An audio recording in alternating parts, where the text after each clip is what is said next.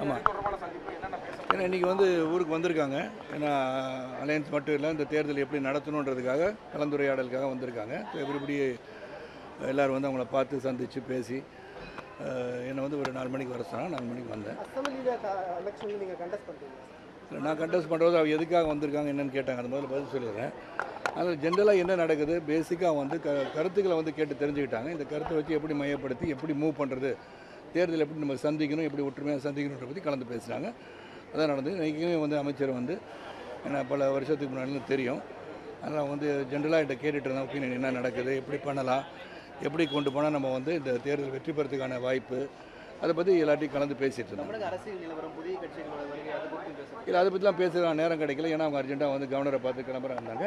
திருப்பி பேசுவோன்னு சொல்லிட்டு கிளம்பியிருக்காங்க. ஸோ என்னை பொறுத்த வரைக்கும் என்னுடைய கருத்து எனக்கு மைண்டில் பட்டது, எப்படி இந்த தேர்தலை முன்னெடுக்கலான்ற என்னுடைய கருத்தை பதிவு பண்ணியிருக்கேன். ஏன்னா எல்லோரும் ஓப்பனாக இருந்து சொல்லலான்னு சொன்னனால என் கருத்தை பதிவு பண்ணியிருக்கேன்.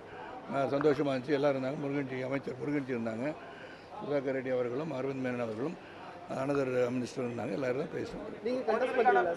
நான் கண்டெஸ்ட் பண்ணுறது வந்து மாநில தேர்வு எடுக்க வேண்டிய முடிவு, தலைமை எடுக்க வேண்டிய முடிவு. அதுக்கப்புறம் டிசைட் பண்ணுறேன்.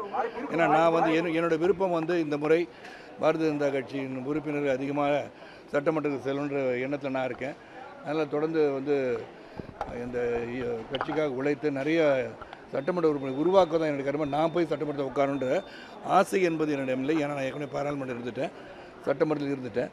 இந்த முறை கடுமையாக உழைத்து பாரதிய ஜனதா கட்சி ஒரு நிலையான இடத்துக்கு வருவதற்கு அனைத்து இந்திய அண்ணா திராவிட முன்னேற்ற கழக கூட்டணியுடன் சேர்ந்து சிறப்பாக செயல்பட வேண்டும் என்ற எண்ணத்தையும் மத்திய அரசு செயல் திட்டங்கள், மத்திய அரசு திட்டங்கள் அனைத்தும் வந்து மக்கள்கிட்ட வந்து மத்திய அரசு தான் இந்த திட்டங்களை செயல்படுத்தினார்கள், அவங்களுடைய திட்டங்கள் தான் இது என்பது எடுத்து சொல்வது ஆழமாக சொல்லணும்னு நான் நினைக்கிறேன். இப்போ இருக்கிற 125 நாட்கள் அதிகப்படுத்தியிருக்கிறதே வந்து 100 நாள் வேலை திட்டத்தை 125 நாள் சொன்னதே, அது எப்படி சேட்டலைட்டில் கண்காணித்து சரியாக பயன்படுத்துகிறாங்களான்னு சொல்லி ஒரு திட்ட வகுத்தல் இருக்குது இல்லையா, இது போல் அவங்க என்னெல்லாம் பண்ணியிருக்காங்க என்பதை எடுத்து சொல்ல வேண்டும். இந்த மோடிஜியோடைய திட்டங்கள் செயல்பாடு இன்னும் மக்களிடம் வந்து தீவிரமாக எடுத்து சொல்லணும்னு நான் நினைக்கிறேன். உங்களுடைய துறையிலிருந்து உங்களுடைய நண்பர் விஜய் வந்து தேர்தலில் சந்திக்க இருக்கிறாரு. அவருக்கு எதிராக பிரச்சாரங்கள் யாரை சந்திக்கிறாரு? தேர்தலை சந்திக்கிறாங்க. என்ன சந்திக்கிறாருன்னு, என்ன இதுக்கு சந்திக்கிறான்னு பார்த்தேன்.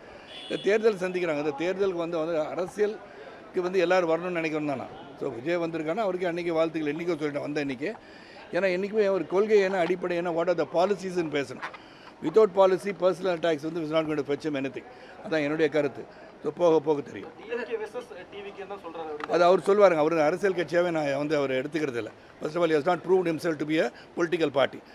Let him not talk about being a political party even before he faces an election.